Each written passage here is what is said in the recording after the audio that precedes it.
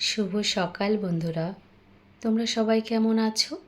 আশা করছি তোমরা সবাই অনেক অনেক ভালো আছো আর আমিও অনেক ভালো আছি।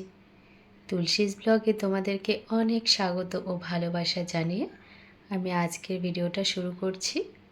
এখন ঘড়িতে সময় সকাল 6টা আর আমি সংসারের কাজে লেগে পড়েছি। সকালবেলা ঘুম থেকে উঠে প্রত্যেক দিন আমি যে কাজটা করি সবার আগে ঠাকুরকে প্রণাম করে তারপরে সংসারে কাজকর্ম শুরু করে দেই। তো প্রথমে যে কাজটা করেছি, প্রত্যেকটা ঘরের সামনে জল দিয়ে একটু করে ধুয়ে উঠানটা ঝাড় দিয়ে নিয়েছি, সেটা আর তোমাদের সঙ্গে শেয়ার করলাম না। তারপর চলে এসেছি আমার শ্বশুরমশাইয়ের ঘর ঝাড় দিতে। তো ঘরটা তো ঝাড় দিয়ে নিয়েছি, এখন বারান্দাটা ঝাড় দিচ্ছি। আর যে এঁঠো বাসন না, সব আমি রাত্রেবেলা মেজে ধুয়ে রেখেছি। কারণ কি বলো তো, আমি তো সেলাই কাজ করি, তো সকালবেলা সব কাজ করে নিই না, সেলাই কাজে আর বসা হয় না। ছেলেও সকাল সকাল উঠে পড়ে, যার জন্য বেশিরভাগ দিন যেদিন একটু চাপ থাকে সেদিনই রাত্রেবেলা বাসনটা ভালো করে মেজে রেখে দিই। আর সকালবেলা শুধু ঘরটা ঝাড় দিয়ে, উঠোন ঝাড় দিয়ে, ঘর মুছে তারপরে কাজে লেগে পড়ি। তারপরে আমি স্নান করে পুজো দিই।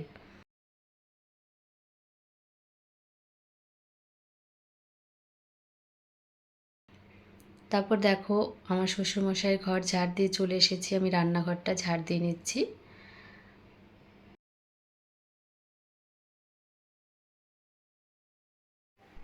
তো রান্নাঘর ঝাড় দেওয়া হয়ে গেছে। তারপরে কিছু জামা কাপড় ছিল, সেগুলো ভিজিয়ে নেব। কারণ একটু সময় ভেজানো থাকলে না ভালো পরিষ্কার হয়, বেশি কাচতে হয় না, তাড়াতাড়ি নোংরাটা উঠে যায়। তো ভাবলাম জামা কাপড়গুলো ভিজিয়ে রেখে তারপরে অন্য কাজগুলো শুরু করব। আর এই জামা কাপড় না নিত্যদিনের কাজ হয়ে গেছে আমার, সংসারের কাজের মতন, যে এই কাজটাও প্রত্যেক দিনই করতে হয়। কারণ ছোট বাচ্চা, জামা কাপড় না ধুলে চলবেই না একেবারে। আর আমার পায়ে একটা প্রবলেম আছে, তোমাদেরকে বলেছি এর আগের ব্লগে।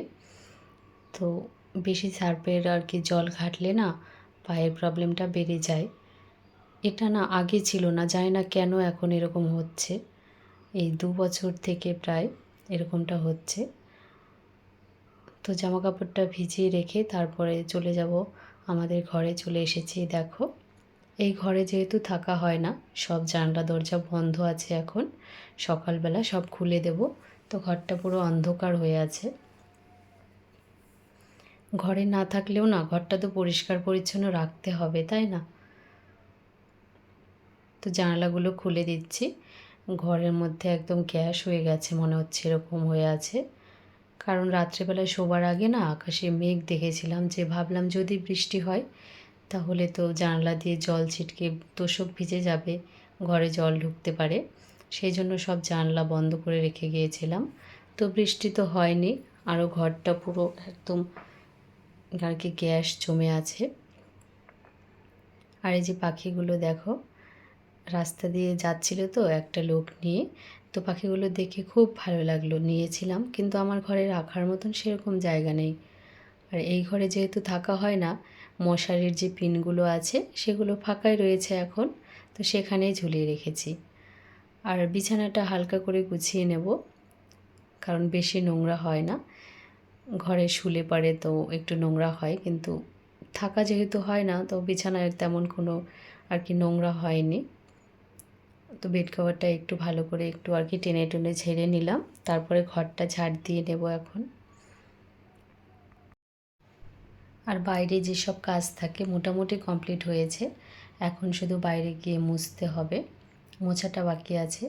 আর এই ঘরটাও মুছে নিতে হবে, কারণ দিনের বেলা আমরা এই ঘরে থাকি, দিনের বেলাটা অনেকটাই ঠান্ডা থাকে। আর রাত্রেবেলা টিনের ঘরে থাকি, কারণ রাত্রেবেলা একদমই থাকা যায় না, এত গরম হয়ে যায়। তো দেখো আমার ঘরটার সব কিছু গোছানো হয়ে গেছে, ঘরও ঝাড় দিয়েও নিয়েছি পুরোটা। তারপর চলে এসেছি ঘর মুছবো। এটা হচ্ছে শ্বশুরমশাইয়ের ঘরে চলে এসেছি আবার। ঘরটা মুছে, বারান্দাটা মুছে তারপরে আমি এখন স্নান করে নেব, কারণ আমার সব কাজ কমপ্লিট হয়ে গেছে।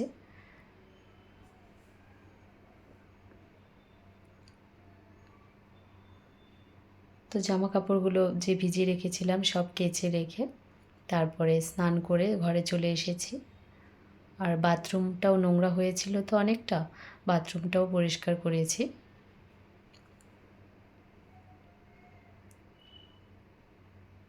খুব ছটফট করার চেষ্টা করছি, কারণ কি বলো তো, ছেলে না ওঠার টাইম হয়েই গেছে, এখন উঠেই পড়বে।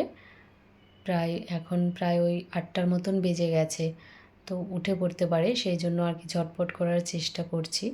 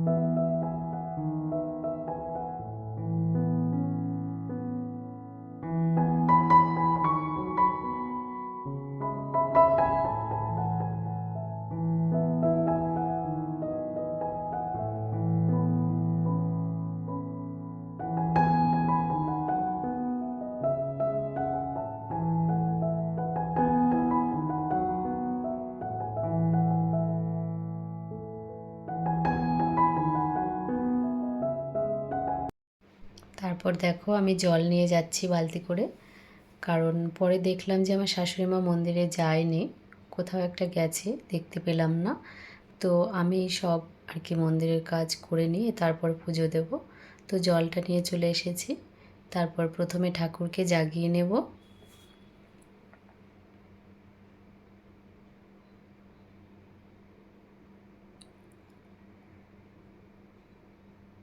এই মন্দিরে এসে যখন ঠাকুরের মুখের দিকে তাকাই, মনটা এমনিতেই ভরে যায়, সব দুঃখ কষ্ট দূরে চলে যায়। মনে হয় একভাবে তাকিয়েই থাকি। কী যে ভালো লাগে আমার মন্দিরে আসলে। তারপরে যে এঁঠো বাসন রয়েছে ঠাকুরের, সব মেজে নেব এখন। তো এই দেখো আমার মাজাও হয়ে গেছে, আর কি মেজে ধুয়ে সব উপর করে রেখেছি। আর এদিকেও বারান্দা, ঘর সব মুছে নিয়েছি। এখন ফুল তুলতে হবে। মা যেহেতু বাড়িতে নেই, আমাকেই করতে হচ্ছে। আজকে বোধহয় আর সেলাই মেশিনে বসা হবে না, কারণ অনেকটাই বেলা হয়ে যাচ্ছে, ছেলে উঠে পড়বে, আর বসতেই পারবো না আজকে। আর সকালবেলাটা যদি আমি মেশিনে না বসি না, সারাদিনে আর বসা হয় না, কারণ সংসারের সব কাজকর্ম করতে করতে সকালের কাজ করে সব কিছু কমপ্লিট, খাওয়া দাওয়া করে তারপর আবার দুপুরের রান্নার টাইম হয়ে যায়, তো আর বসার টাইম একদমই হয় না। দুপুরে ছেলেকে ঘুম পাড়িয়ে তখন আর ইচ্ছে করে না যে দুপুরবেলা একটু সেলাই মেশিনে বসি। জানি না আজকে আর কি সেলাইটা করতে পারবো কি না। তারপর দেখো আমি জল নিয়ে চলে এসেছি মন্দিরে। এখন ঠাকুরের পুজো দিয়ে নেব।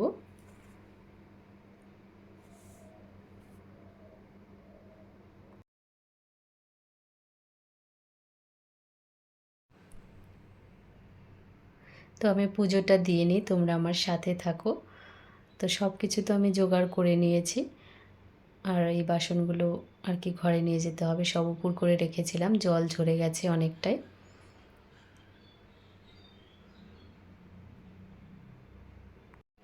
এখানে তো সব কিছু আমি জোগাড় করে নিয়েছি। আর কালকে রাত্রেবেলা না মিষ্টি এনেছিল, তো পুজো দেওয়ার পরে এনেছে, তো সেই জন্য আর রাত্রে ঠাকুরকে দেওয়া হয়নি। একটু নিরামিষ বাসনে আলাদা করে সরিয়ে রেখেছিলাম, তো সেটাই আজকে সকালে আর কি মিষ্টিগুলো দিয়ে পুজো দেব ঠাকুরকে। নিজেরা খাবো আর ঠাকুরকে দেবো না, সেটা কখনো হয়? তাই না? প্রথমে আর কি ঠাকুরের জন্য সরিয়ে রেখে তারপরে আমার ছেলেদেরকে দিয়েছিলাম। তো আমরা খাইনি, বড়রা খাইনি, শুধু ওরা দুই ভাই খেয়েছে।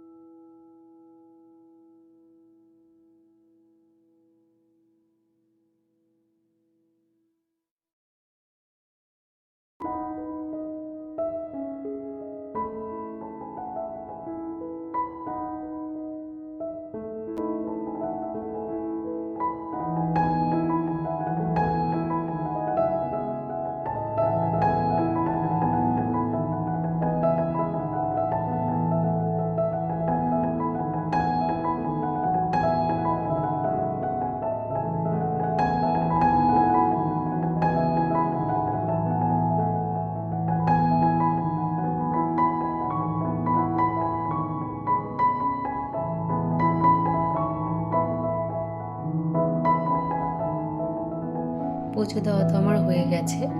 এখন বাড়ির ভেতরে চলে এসেছি। ছেলের জন্য আর কি একটু খিচুড়ি বসাবো আর ডিম সেদ্ধ করব। এগুলো দেশি মুরগির ডিম। 2 ছেলের জন্য 2টো নিয়েছি। আর এদিকে দেখো চাল ডাল একটু ভিজিয়ে রাখবো, কারণ একটু সময় ভিজিয়ে রাখলে ভালো হয়। কারণ আগে তো প্রেসারে রান্না করতাম, তো প্রেসার কুকারে দিলে নাকি একটু বাচ্চাদের আর কি প্রবলেম হয়, পটির সমস্যা হয়, সেই জন্য এমনি আর কি খিচুড়িটা রান্না করবো হাঁড়ির মধ্যে দিয়ে। তো একটু ভিজিয়ে রাখলাম। আর সকালে বাজার থেকে দেখো মাংস এনেছে আজকে। আর আমার হাজব্যান্ড এত মাংস খেতে ভালোবাসে, কি বলবো তোমাদের। ওকে যদি রোজ দিন দেওয়া হয় ও রোজ দিনই খেতে পারবে এরকম। আর বাড়িতে কিছু দুধ ছিল কালকে আর কি খাওয়া হয়েছিল না, সেটা দিয়ে একটু পনির করেছি বাড়িতে। তো সেই পনির রান্না করব। এখানে দেখো ঢ্যাঁড়স ভাজি, পটল আর আলু দিয়ে ওই পনিরটা রান্না করব, আর মাংস হবে। বাস এইটুকুই আজকে রান্না বান্না।